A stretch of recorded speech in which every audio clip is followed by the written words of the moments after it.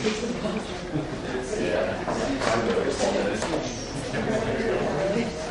least for this part. So if you're planning your weekend, don't forget that a week from today we'll be having our second celebration of knowledge and lecture. So a week from yesterday will be our second celebration of knowledge and lab. And work on all those bones. So yesterday we were just beginning to have our conversation about what factors are really important to bone health.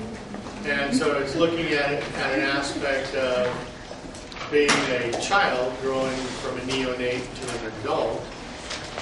And then after that, maintaining the bone matrix that you construct during your childhood years for the rest of your life.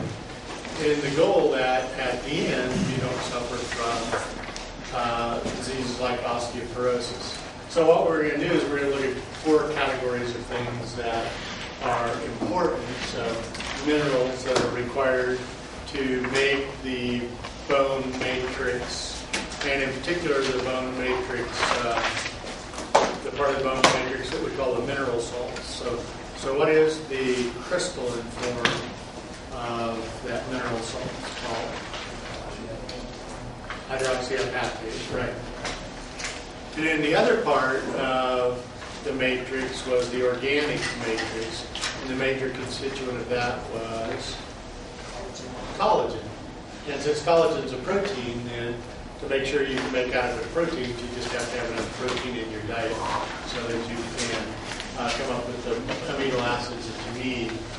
All right, and then the next 2 categories we're going to talk about today are actually largely control types of agents. So vitamins influence the biochemical reactions that occur in our body, and therefore become important to allowing normal processes to occur.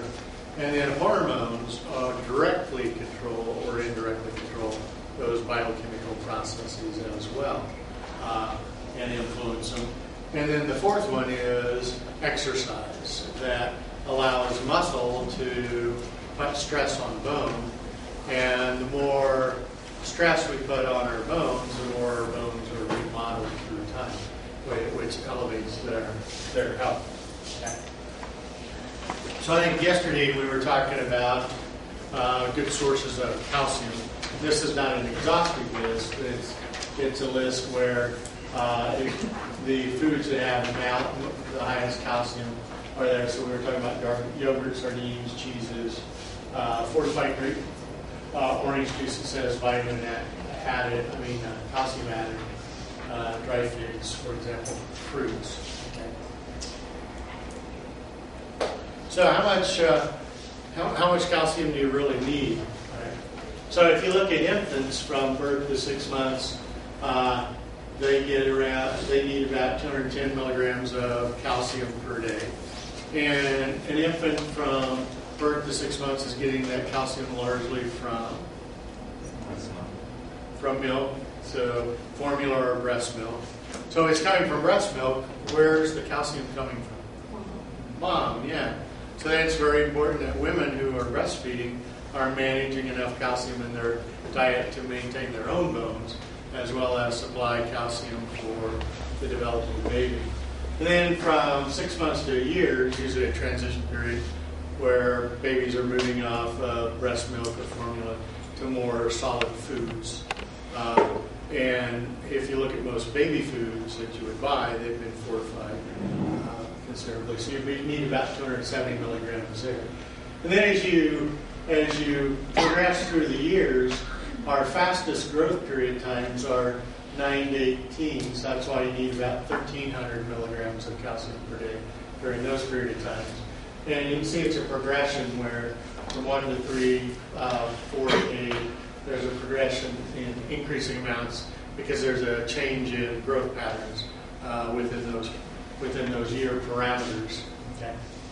And then as we get to our adult years, from about 19 to 50, we need about 1,000 milligrams a day, so a little less than we needed as a teenager. And then as we move into our geriatric years, 50 and above, that level actually goes up. And that's because our body doesn't do things as well as we age. And so the milligrams of calcium actually go up. So if we're looking at, a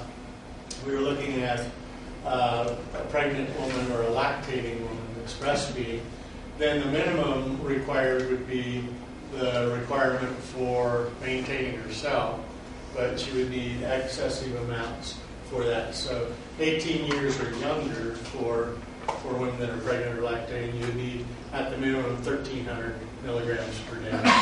And then 19 to 50 at the minimum 1,000 milligrams per day. So those would be the minimum requirements for that.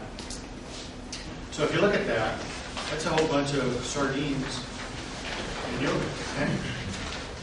In terms of trying to match that. So that's why it's important that balanced diets are good. All right, so the way to think about calcium is it's critical for bone matrix, but our brain will not work well without adequate calcium levels in our blood. Our cardiac muscle will not work well without adequate calcium in our blood.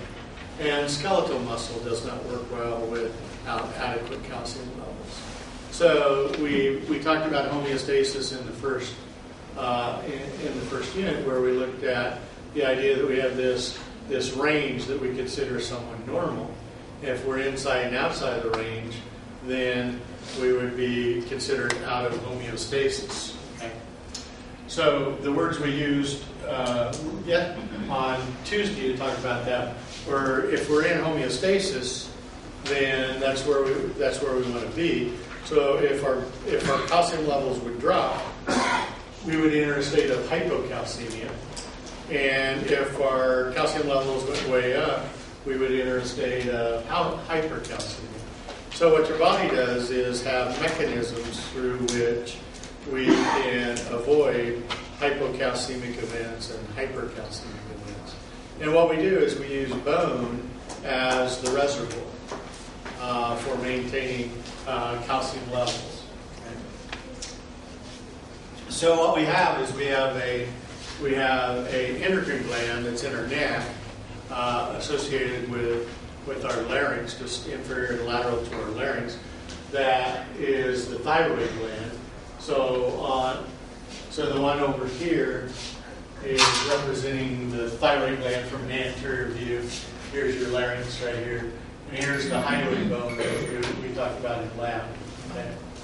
If we look at the posterior side of the thyroid gland, we have other glandular masses that sit on the back side of it.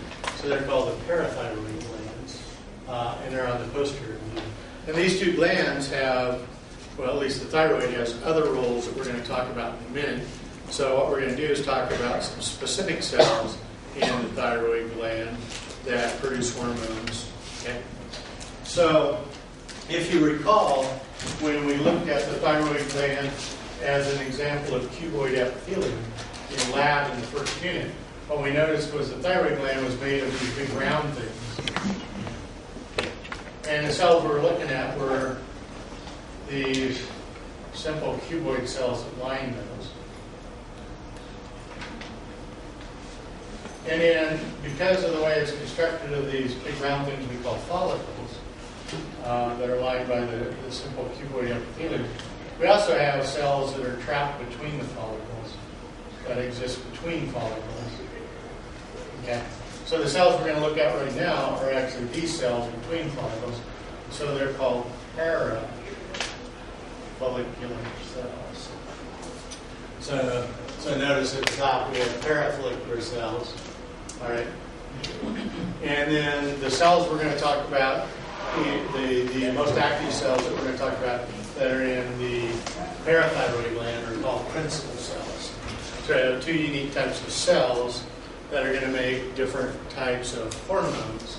And then the hormones are going to have a different effect on blood calcium. So if we start with one and we have high blood calcium levels, then what was the correct term for that if we use the terms that we just talked about? Hypercalcemia. So you'd be in a state of hypercalcemia. So why would you be in a state of hypercalcemia? Well, maybe you had that yogurt sardine parfait with fig topping. And so you've got all this calcium in your blood. So typically, post-ingestion, your blood calcium levels would go up if the food you ate is fairly high in calcium, because you're going to absorb it. Would you ever reach a state of hypercalcemia from it extracting calcium from your bones? Or Yeah, not in normal pathology, but in abnormal pathology. So elderly people sometimes get tumors of the parathyroid, and it drives them into hypercalcemia. That would be one of the signs of it clinically. Yeah. So what would happen then is if blood calcium levels elevate, that actually triggers the parathyroid cells, these cells sandwiched between these follicles, to release a compound that we call calcitonin. And then the hormone calcitonin has a target tissue. And one of the target tissues are the cells found in our bone matrix. So what are the cells in bone matrix that actually produce the matrix? Osteoblasts. And what are the cells that help maintain matrix? Osteocytes.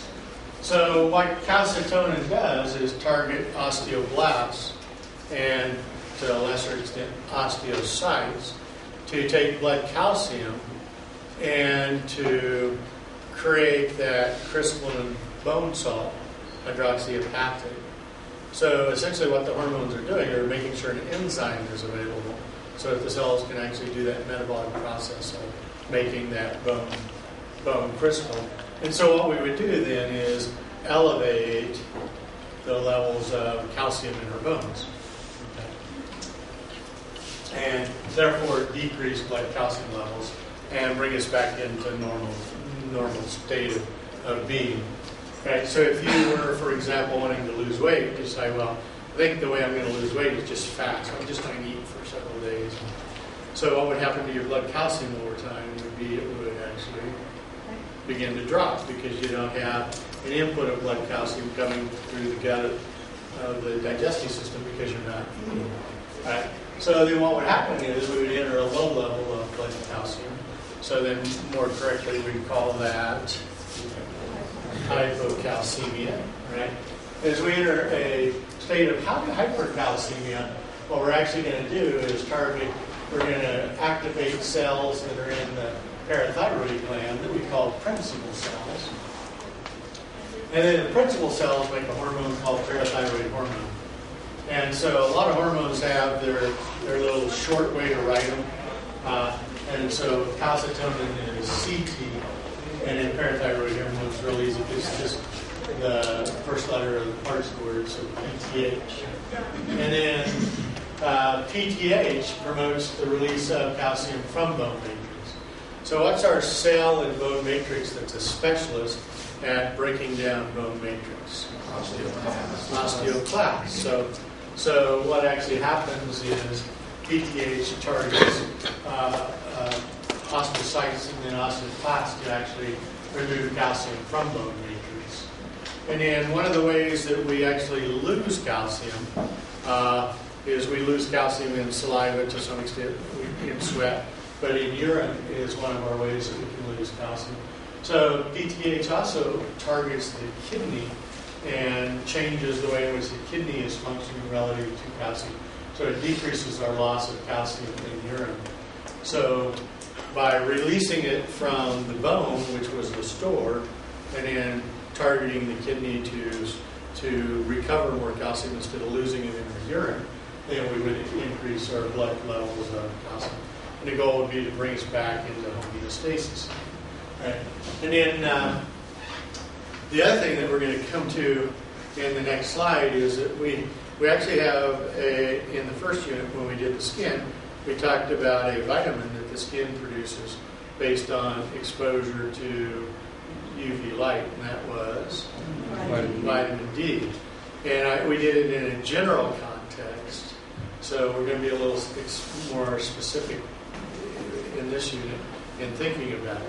So what your skin actually produces is a precursor molecule to a hormone, and that's what we call vitamin D. And so what we need to do then, if we have vitamin D in our blood, is we actually have to activate the vitamin D into a hormone that's going to help us with calcium. So the active hormone is actually called calcitrol. And so that's the active form of vitamin D.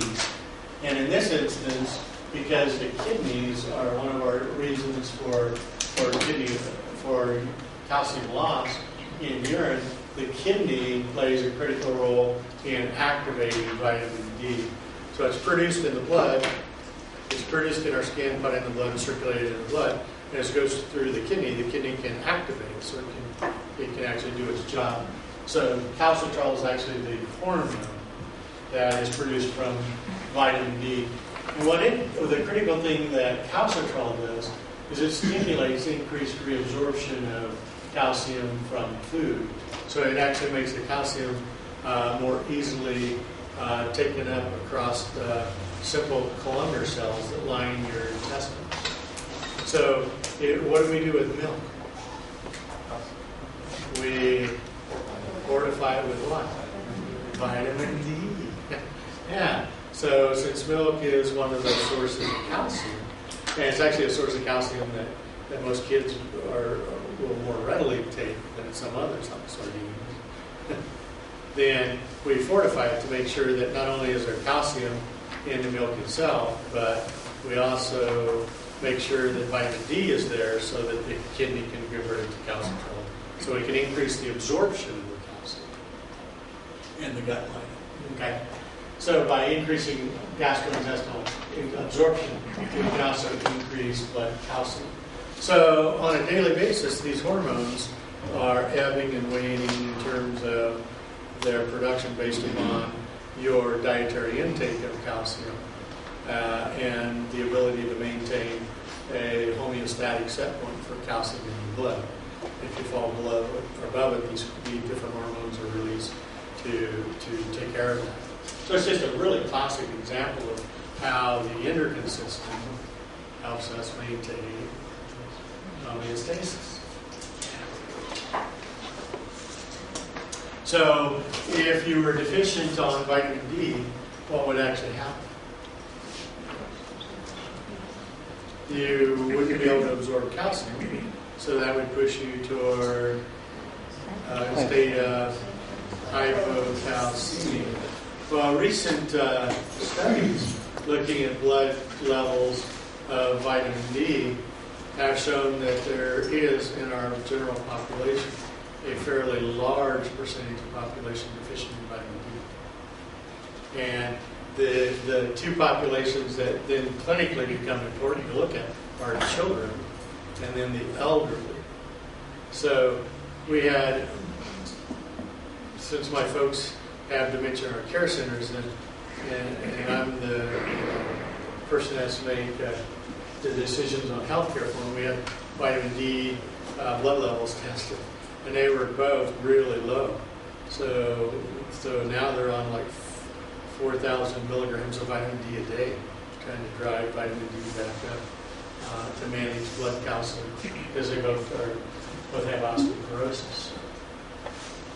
And the recommendation now with some children is almost 4,000 milligrams of vitamin D a day, because a lot of children don't play outside as much as when I was a child because it's not safe. I'm concerned about cancer. Is there a question? All right. So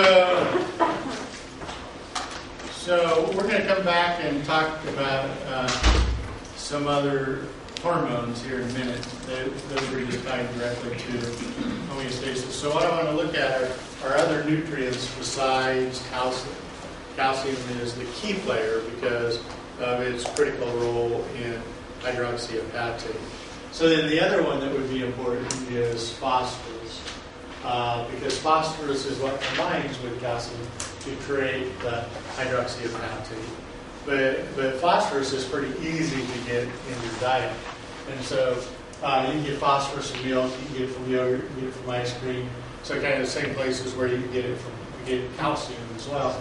But you can also get it from peas, eggs, meat, and bread. So phosphorus is more widely distributed in a diet, pretty easy to get. Okay. So then the other things up there, and what we do with minerals is we divide them into two groups as we think of them dietarily. So we have macro minerals, which are minerals we need in high amounts all the time to maintain homeostasis. And then we put them into micro nutrients, which are things that we need in small amounts, and overabundance can actually become kind of problematic. Okay. So boron is actually a compound that you can get in avocados, nuts, peanuts, and prune juice. And it actually enhances calcium absorption. And it also affects estrogen metabolism. So particularly in women, as they're going toward what we would call perimenopausal, where they're beginning to get changes in ovarian cycles and periods as they're progressing in age toward menopause, then boron actually enhances estrogen production. And we know that estrogen is a critically important player in maintaining bone matrix.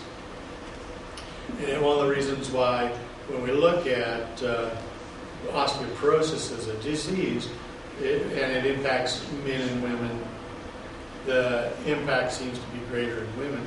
That's because women go through a phase in life called menopause where they essentially stop producing that hormone, where men are still producing testosterone throughout most of their lives.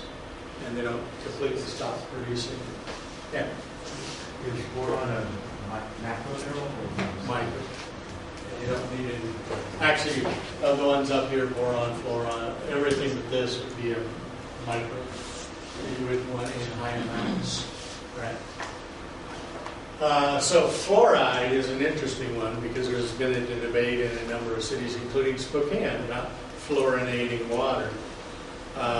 And the debate about fluorinating water comes from the production of teeth.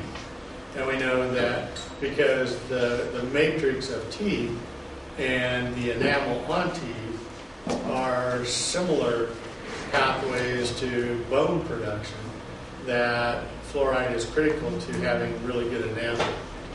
So that's why you can get fluoride drops for kids. You can almost every dental product has fluoride in it as well. So it's very important in stimulating bone and tooth development. You can get it from fluorinated water. You can get it from marine fish. A lot of teas have it, and then most dental products. So the debate has been whether you want to put it in water or not. So I always, you always want to try to make sure you are aware of all of the things. Over-fluorination is a critical issue. It actually disrupts the formation of enamel well, and it blues teeth, so that people end up, instead of having white teeth, having a blue tint to their teeth if they're over-fluorinated. If you're under-fluorinated, then your enamel just isn't as hard. So I actually grew up in a community that didn't fluorinate the water, but the water had natural fluoride in it from underground wells that it was pumped from. And I've had one cavity so far in my life. Yeah. So fluoride is very important, particularly during tooth development. Right. So magnesium is one of the heavy metals, and it, we know, enhances bone quality and improves bone density. And so you need limited amounts of magnesium in your diet. And you can usually get very adequate amounts of it if you eat green leafy vegetables, potatoes, nuts, seeds, whole grains, and bananas. So again, a wide range of things. It goes to why it's important to have a balanced diet while you ingest food, is these trace minerals. And then manganese is what we call a coenzyme. And so in your body, one of the ways we can control metabolic activities and biochemical pathways that require enzymes is we can actually manufacture the enzyme off the gene piece of DNA, convert it to messenger RNA. Messenger RNA goes out and interacts with a ribosome, and we make the enzyme. And then we can actually have this enzyme in an inactive form, ready for use. And then when we want the enzyme to be active, it's combined with a coenzyme that activates the enzyme. And so it's a way in which we can pre-make enzymes for activity and yet control their activity by using it as a coenzyme. So manganese is a coenzyme, and we know it's important to the enzymes that produce bone matrix. So it helps control the enzymes in osteoblasts that produce bone matrix. And you can get that from nuts, legumes, teas, and whole grains. It's always like this chart because when you think about nutrition and you read about nutrition, one of the things that they always stress are nuts and vegetables, and you can see that spread throughout this. There's no Big Macs or stuff like that up there. But that's fine. All right. So vitamins become important because they can influence the activity going on in your body. So what we know is that vitamin A is fairly important to healthy bone because it controls the activity and distribution of osteoblasts and osteoclasts. So what happens if osteoclast activity goes way up compared to osteoblast activity? Then what would you do to your bones? Eat them away. You would begin to eat them away, and you wouldn't remodel them in a way in which you would maintain healthy bone. And it would lead you toward osteoporosis, an osteoporotic event. So vitamin A is very important to have adequate levels in your diet. Vitamin B12 actually may inhibit osteoblast activity. So there are some people that believe that you should take copious amounts of vitamin B12. There's even stuff about if you take gobs of vitamin B12, mosquitoes won't bite you. But the reality is you may not want to do that because it may actually influence a negative aspect in terms of bone growth itself. And actually, if you're taking B12 and your urine is bright metallic yellow and kind of smells fishy, then you're dumping B12 like crazy because you got too much on board. Yeah, so you can use urine to balance that. What's your urine look like? And then vitamin C, we know, is critically important to producing the collagen component, or the organic matrix within the bone matrix. So it helps maintain bone matrix. And what we know is that deficiencies lead to a decrease in collagen. So if you have a decrease in collagen in your bone, then your bones are going to become more and more brittle. Yeah, because the relative abandon. It would be like making, if you want to think about it in terms of construction, the collagen would be like the rebar in concrete, and then the bone salts would be like the concrete itself. And if you built this bridge down here that you drove over, if you came from the north side of campus, if that bridge was built without enough rebar in it, does anybody know what would happen to it? It would just crumble, yeah. I don't know if you've ever stood on that bridge when a truck goes over. The bridge actually goes up and down. It's very... and if you don't have rebar, and so your bones are put together very similar.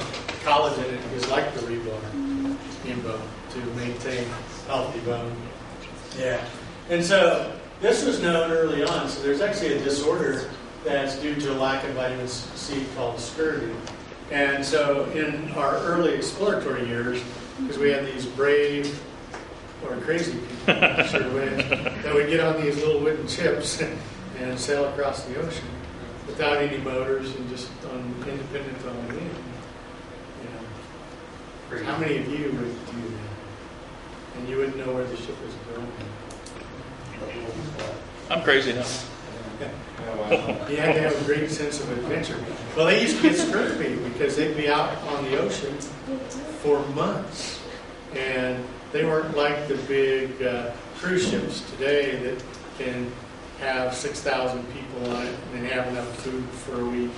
They weren't that big. So the British figured this out, and so they used to put big wooden barrels of limes down in the bottom of the ship, and then they would eat limes.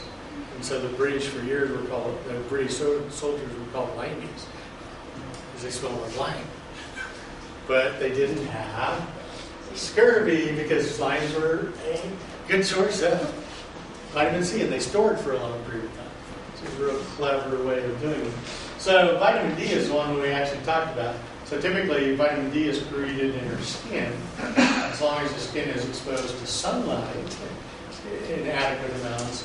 And then we have organs like our kidney and livers that convert it to calcitrol, which is the active form.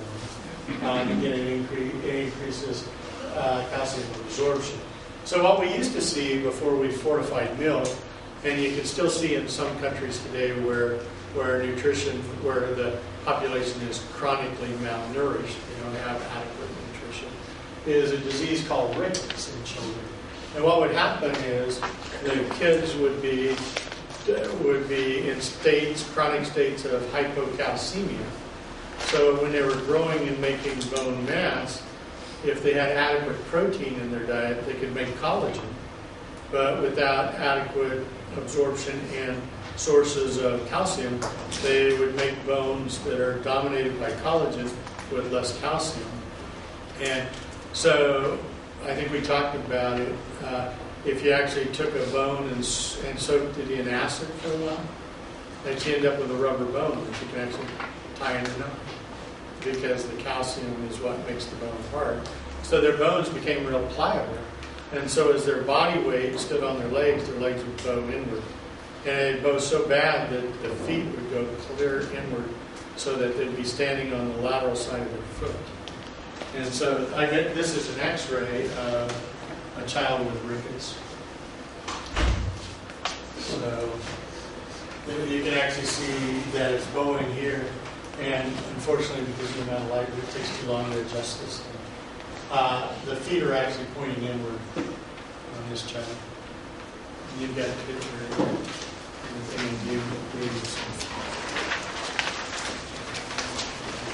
The classic rickets. So when you look at this picture, you know it's a child because, and again, you can see it better on the picture I gave you, is because you can actually see the diaphysis, and then this little round thing here is the epiphysis, and then the clear space between the two is the growth plate. Yeah. So in the picture you can see that. Okay, so what hormones are critically important to this process? Besides the ones we talked about, which maintain blood calcium levels, our calcitonin and our PTH, and calcitrol, the three we talked about. Well, human growth hormone is critical. So we have a hormone that we produce that targets most cells in your body, and it actually makes the cells make an internal compound called insulin-like growth factor. So these two are directly related to each other in that human growth hormone actually causes the production of insulin-like growth factor. And then insulin-like growth factor stimulates the uptake of amino acids and protein synthesis. So if it's stimulating protein synthesis, then it's stimulating the production of the organic matrix for bone, the collagen fibers in the bone itself. Right? So human growth hormone is what actually controls the growth pattern in children from going from a neonate, a newborn baby, to your adult stature. And then throughout the rest of your life, you need much smaller levels of human growth hormone that help control general repair of tissues. And so what we have is a black market on human growth hormone, where athletes take it to increase bone density and strength. But the problem with it is it makes your liver continue to grow, it makes your tongue continue to grow, and so there are real consequences with the use of human growth hormone in too excessive amounts as an adult. Okay. So insulin is a hormone that's produced by your pancreas, and you have specialized cells in your pancreas called beta cells, and they actually produce insulin. So we have a disease where the beta cells are all degenerate, and then you stop producing any insulin, so that's type 1 diabetes. And then for the rest of your life, if you have type 1 diabetes, you have to get insulin from other sources, largely either auto-injectors that try to control blood insulin levels, or you have to give yourself shots.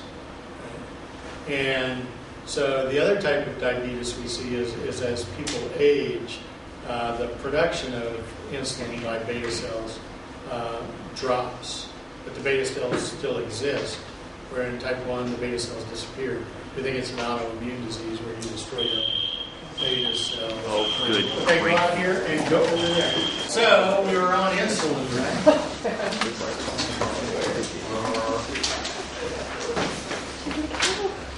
So insulin is a very important hormone for the uptake of sugar. So sugar has to be bound with insulin for cells to actually be able to take it up. So that's why one of the clinical signs of diabetes is sugar in your urine.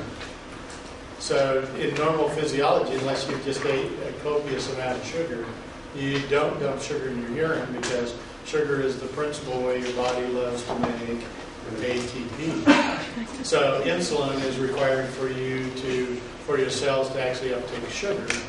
And if you don't have adequate insulin levels, then you get sugar in your urine.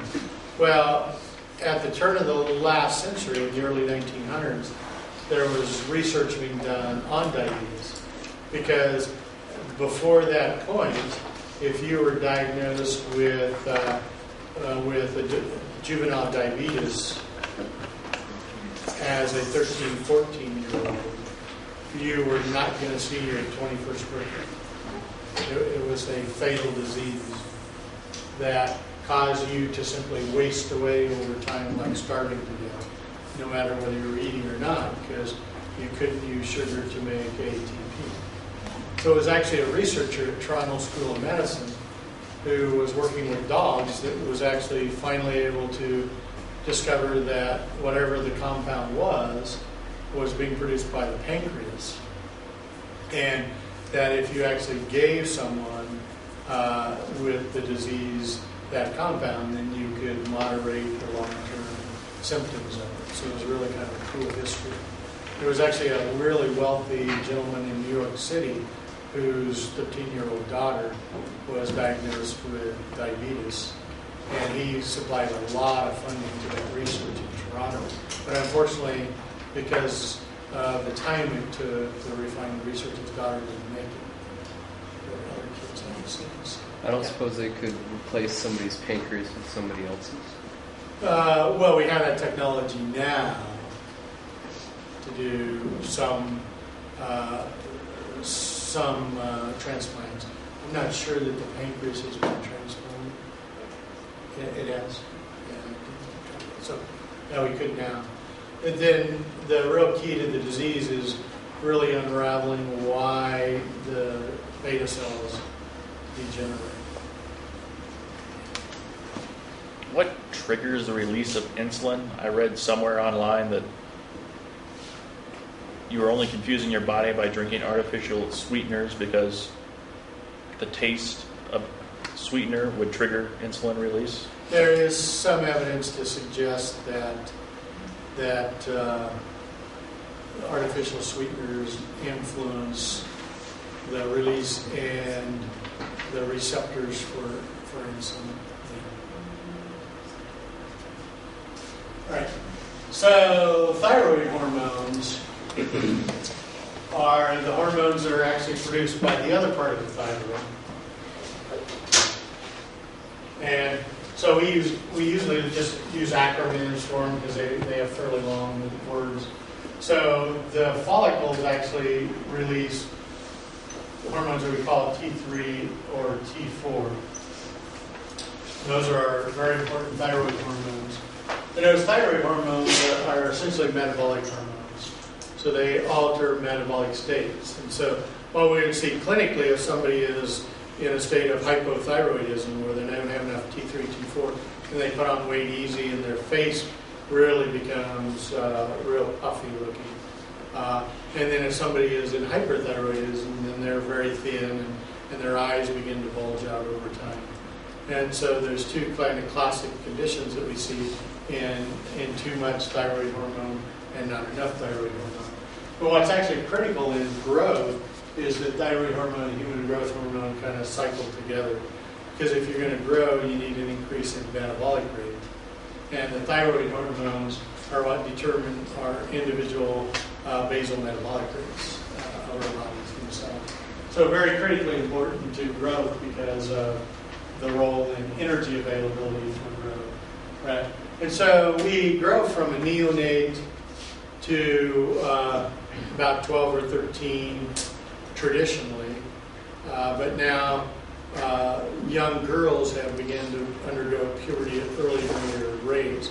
So I think the earliest now is 7, where girls start having their periods. And the earliest pregnancy is 12 or 11, where they've undergone puberty. So the growth pattern traditionally was really interesting in that you grew at a given rate for a while, and then as the sex hormones begin to be produced at puberty, so estrogen for women and testosterone for men, then it accelerates the rate of growth that we see.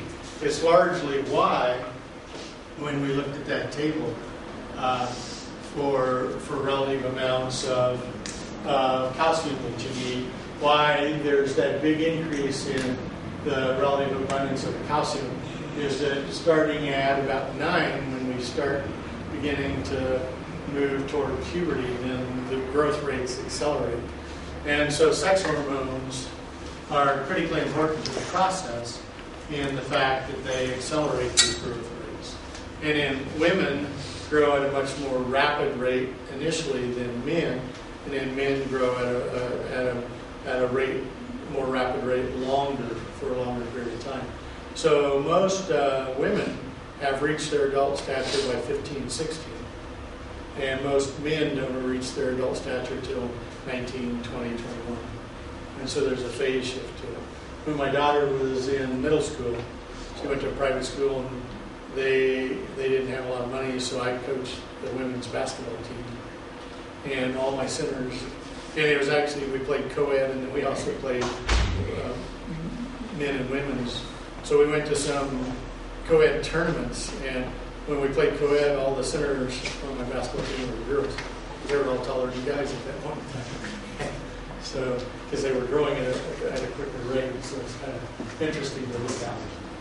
And then the other thing we were talking about yesterday, which is the remodeling of the pelvis that widens the birth canal, that doesn't exist at birth. If you have the pelvis of a young girl or a young boy, they're pretty much identical. And there's subtle differences between them. But the really prominent differences that we actually saw don't occur until puberty. And it's really driven by testosterone and the influence of testosterone on bone growth that causes the pelvis to actually change with the characteristics that we talked about yesterday. So some critical hormones are important. The other thing about estrogen and testosterone that's pretty fascinating is that it accelerates the bone growth in the epiphyseal plate. So when we're looking at those layers that we could see in an epiphyseal plate, we have the zone of resting cartilage, zone of proliferating cartilage, the zone of hypertrophic cartilage, and the zone of calcified matrix. What actually happens is, as the sex hormone goes up in the blood, the resting cartilage gets thinner and thinner and thinner until eventually it ossifies. So what we know from some studies that were done, so throughout history, there have been several things that have influenced some activity, and so young boys were castrated. And when the growth rates of the young boys that were castrated compared to their siblings that were not, they grew for a much longer period of time and actually grew taller than their siblings. And so what we know is that the increase in hormones actually drives the ossification of the growth plate at a faster rate than it would prove. So that's not recommending that if you want a son that's going to be an NBA center, that you castrate them so that they grow longer. So could it be a question that like pro athletes who are 6'7", 6'8", all have lower testosterone? No, because there's a lot of genetics in influence. It could be actually, it could actually be higher amounts of human growth hormone. So if children have excessive amounts of human growth hormone, they will belong to a group of people we call gigantism, and you'll be 7 to 8 foot tall. So it's just a combination of genes. So you look at the parents, and then a combination of dietary influences. So one of the things we know from looking at skeletons over generations of time is that we're getting bigger. And so one of the reasons is we have more nutrition available all the time, so that we're maximizing growth potential because of our nutrition. So that influences it as well. So there's a lot of influences. All right, so one of the things that happens every once in a while is we fall down, and we fall down and our bones break. And so there's some terms that we use for fractures. So two common terms that you'll hear are a closed fracture or an open fracture. And by definition, a closed fracture is a fracture where the bone isn't sticking out through the skin. So closed fractures are where you can't see from the skin surface that it's fractured. Open fractures are kind of gross ones because you see bone fragments sticking out through the skin. And so that's one in which the wound adjacent to soft tissue communicates and breaks. So the other way we look at it is a compound fracture or a simple fracture. The compound fracture is a fracture in which the bone is sticking out through the skin. So compound and open fractures are used interchangeably because of that definition. A simple fracture is an uncomplicated fracture in which the bones do not pierce the skin. And so oftentimes that's referred to as a closed fracture. So people use closed and simple, open and compound interchangeably. And then a commuted fracture is where bone is splintered or crushed. And so it can be viewed as a closed compound fracture. And they're the ones that are more problematic because you usually have to use wires, staples, screws, put all the little bone pieces back together to actually try to reconstruct the end of the bone. So I have a friend who's a pretty good guy, and he works on big equipment, and he's a big equipment seller, and so he was in an area where they're doing some logging. He was actually demoing a new machine, and he went to step off the machine and he tripped. So he fell, and there were logs on the ground. So his foot went between two logs, and he fell. And it took 3 surgeries to put the bottom part of his tibia and fibula back together to actually help create the joint for his ankle. And so, because he just fractured all the bones into a bunch of pieces. So what we also have are some specific kind of fractures.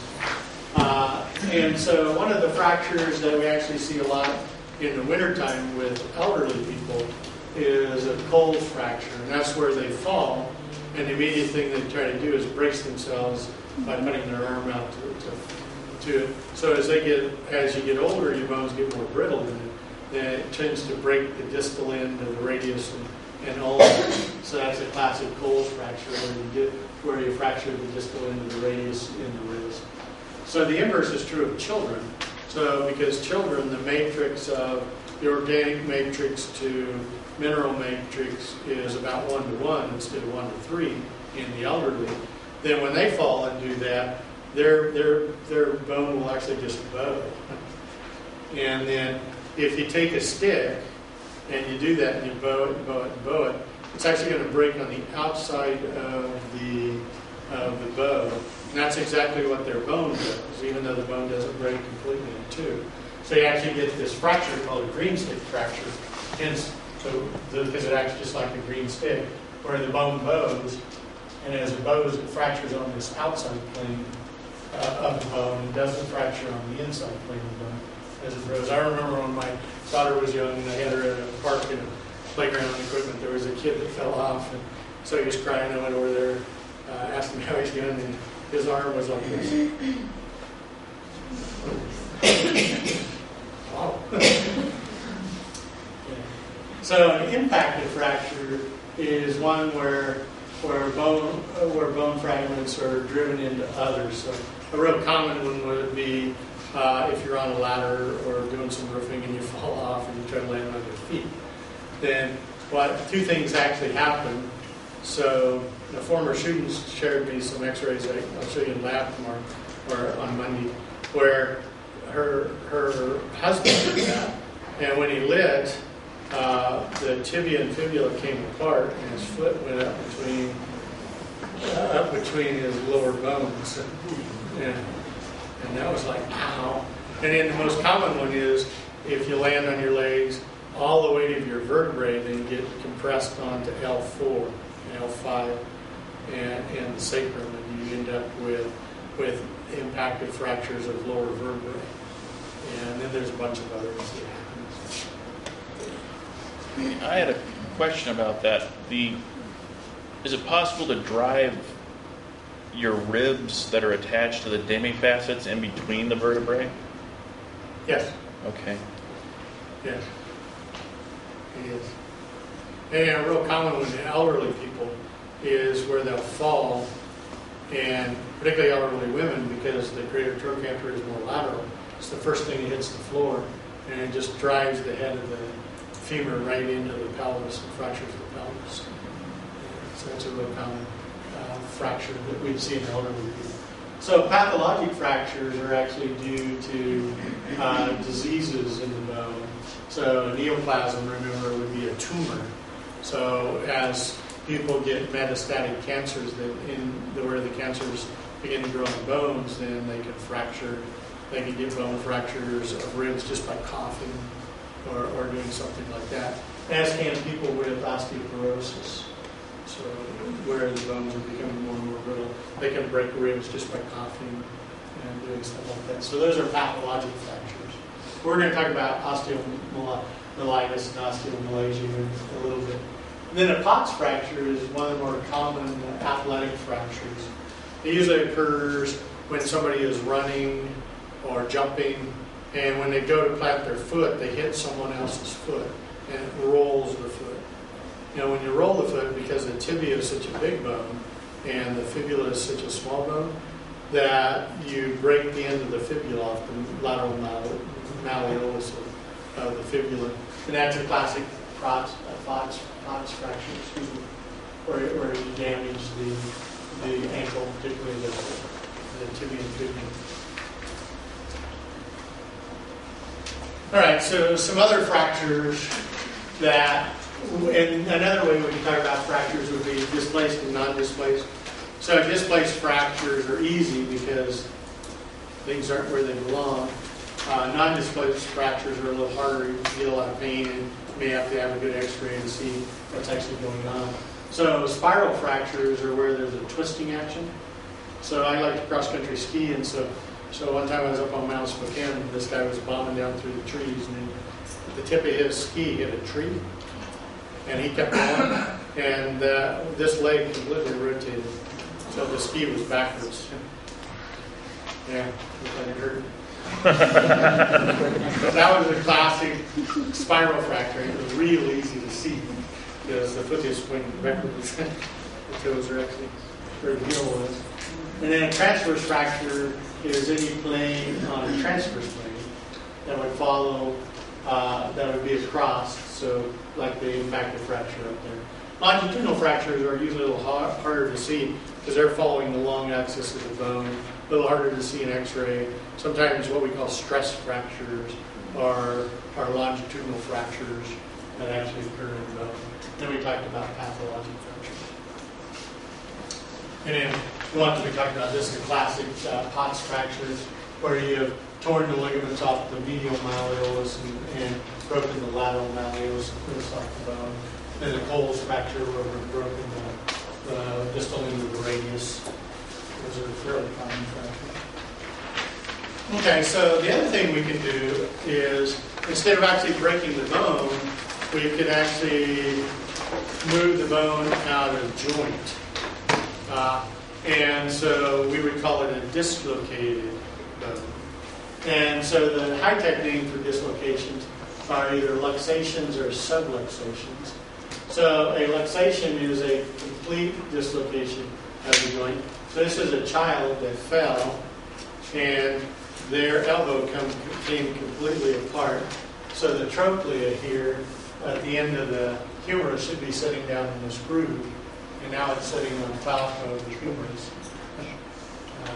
And then that's a partial dislocation of a thumb over there, a subluxation, where the thumb is just actually out of place a little bit. So two examples of the way we can think about dislocations: complete and partial. So subluxation and luxation. So when we damage bone, the beauty of our body is we can turn all the genes on to make new bone. And we're going to follow the exact same pathway that we did for forming the bone. So once we've fractured the bone, we're going to remake the bone initially in cartilage.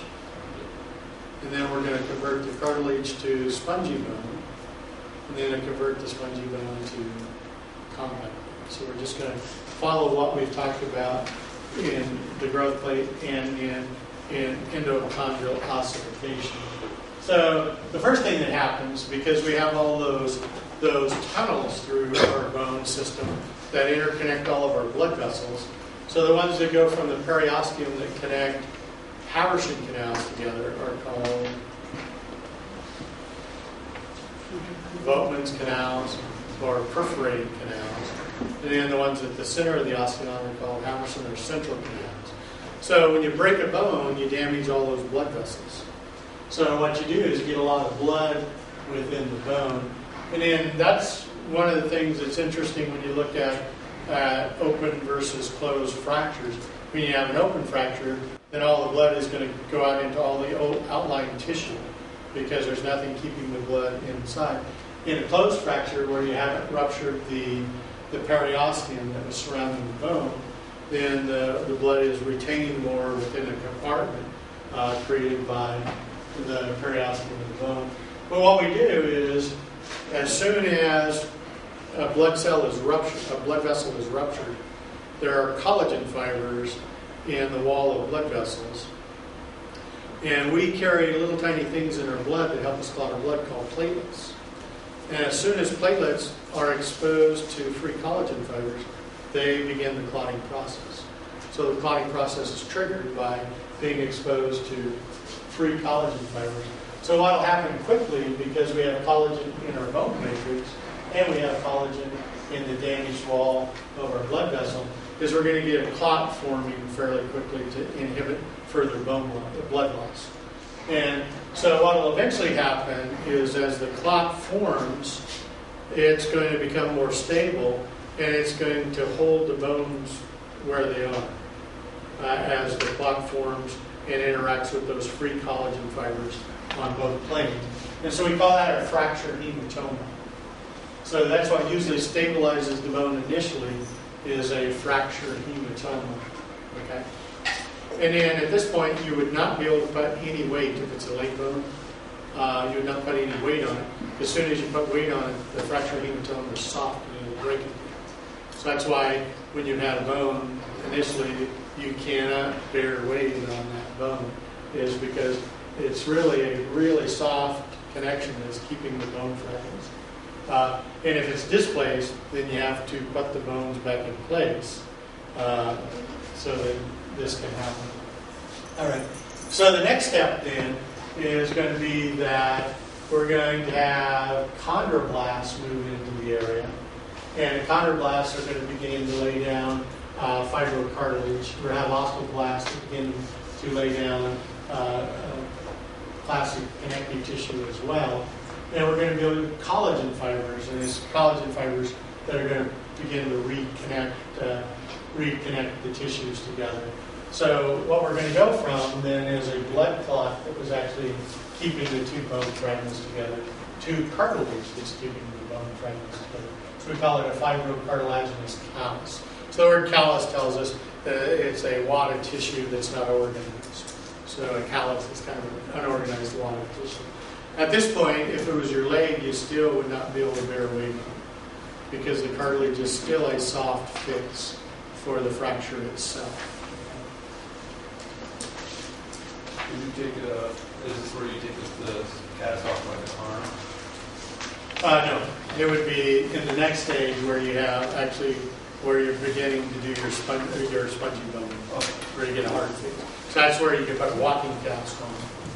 And you still have a problem where if you got lateral play, you could actually refracture it. So you use a cast to stabilize the bones, but you can now walk on it because now it's bone connection, but you still have some remodeling to do.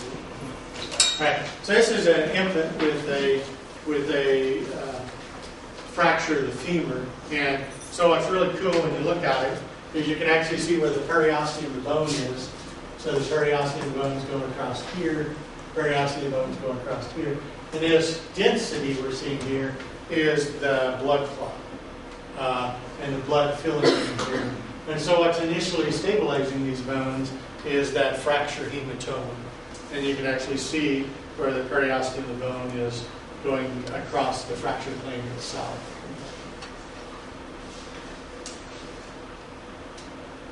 So here's about 2 weeks later in the same fracture.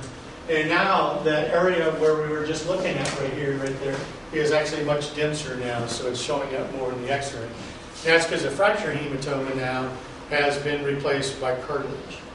And so what we're actually seeing in this area right here, in this area right here, is actually that fibrocartilaginous callus.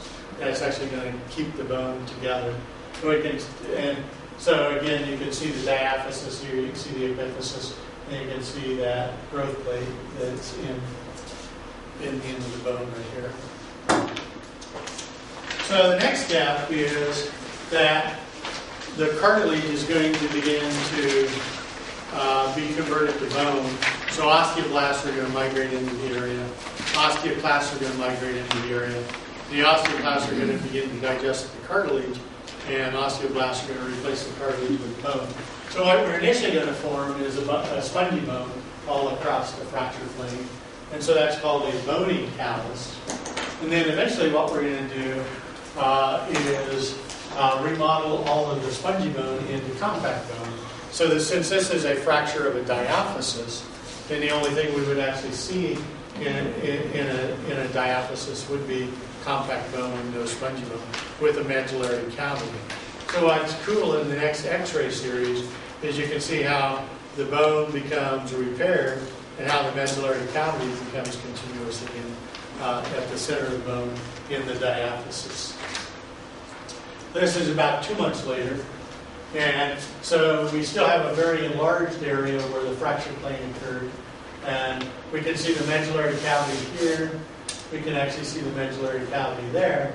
And the medullary cavity itself has not been reunited. And so at this point, in you can be put in a walking cast because now the bones are stable. This bone is off place, right? It's not Well, the amazing thing about a young child like this is the remodeling is so amazing that in the next slide you're going to see it's all back in place. No. Not a child like this. Probably used a splint or something. But not a normal cast like this. So here's 6 months later. And the bone now is pretty much in place. The medullary cavity is beginning to be reconnected. So actually, if you look at the bones in your boxes and you pay attention to diaphysis and diameters, there's a couple of bones where you can actually see it's thicker in one area of the diaphysis and in another. That's an old fracture bone. It's actually an old fracture. So actually, you can actually use old fractures to identify bodies, for example, because there's evidence that a fracture occurred at a specific point for the rest of your life. So why wouldn't they set it? They Because it just seems like it would use- heal quicker. It's so hard to set a thigh, Oh. and you can use the new Velcro stuff with a little tiny baby where they're not weight bearing anyway to actually keep the leg stabilized. So it's, You wouldn't do this with a teenager or adult. so because it's still got over kind of straight on its own. Yeah. And all you have to do is stabilize the leg itself. And you can use, you can actually use soft, the stuff we use now, like the instant cast stuff, is so cool because you mold plastic around it and you have Velcro that keeps it in place. And it's actually fits tighter against the limb than a cast would because there's a lot of movement inside a cast. Plus, you can take it off, wash it, and put it back on.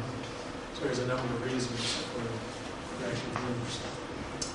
All right, so some of the other birth defects we get is actually in the formation of joints. And so this is commonly called clubfoot. Okay. And it occurs in about 1 in every 1,000 live births worldwide. And approximately 50% of the cases of clubfoot are bilateral, meaning both feet would be angled differently. And the ratio is that it occurs in men more often than women by about a 2-to-1 ratio. So there are either more male babies born with club feet than female babies born with club feet. This is actually a baby born with a club foot. So you can see the foot is totally oriented wrong. This foot is normal. And this is after reconstructive surgery on the foot itself. And bringing the foot back in line. So what happened here was all those little bones we talked about that form your ankle all have to go in place correctly for your ankle to actually be in correct location. So if those bones don't grow correctly, you can roll the foot. In this instance, you roll the foot over in the way the foot was organized.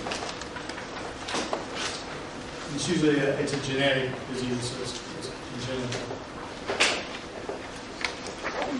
So another thing that happens with age is that when you have repetitive activity with your fingers, there's actually a real cool structure right here in your hand where all the tendons where all the finger muscles go through this depression right here.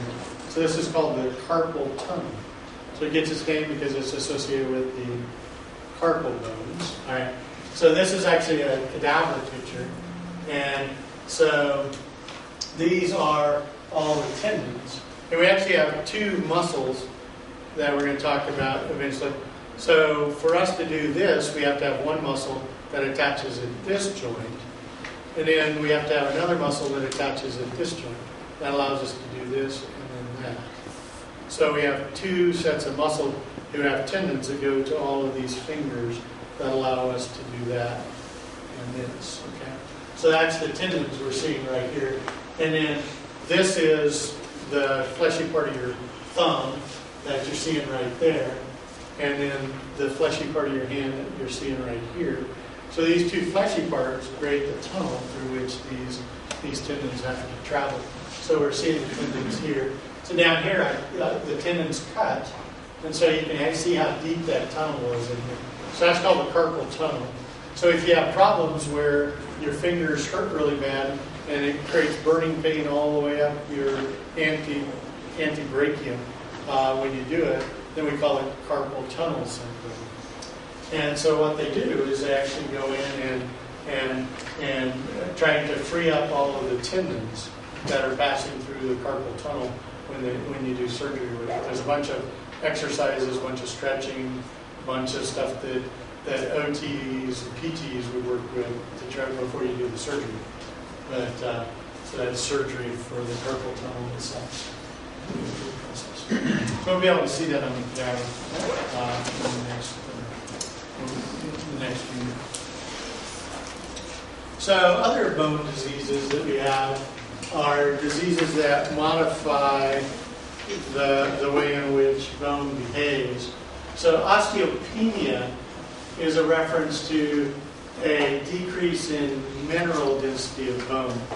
So what we do clinically, if we have some concerns that somebody's bone density is changing, is we can do bone density on the heel, and that's a pretty easy test to do. And then we can do bone density on lumbar vertebrae.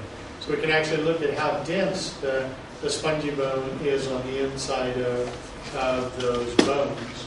So if you went in and had the test, and your bone density is below normal, but not as significantly below normal that we would say you have osteoporosis, then we would say the patient has osteopenia.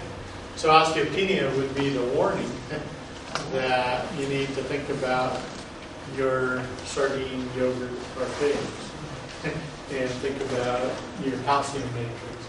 So as you continue to lose bone density, so BMD is mineral bone density, then we would say you have osteoporosis. And osteoporosis is a loss of total bone matrix, so not just bone salts, but also the organic matrix of collagen fibers. So we actually, the industrial world, Europe and the United States, leads the world in osteoporosis. And the wealthiest countries with the most food lead the world in osteoporosis. So it's an interesting thought process to look at. And I'm out of time, so we'll pick this up Tuesday.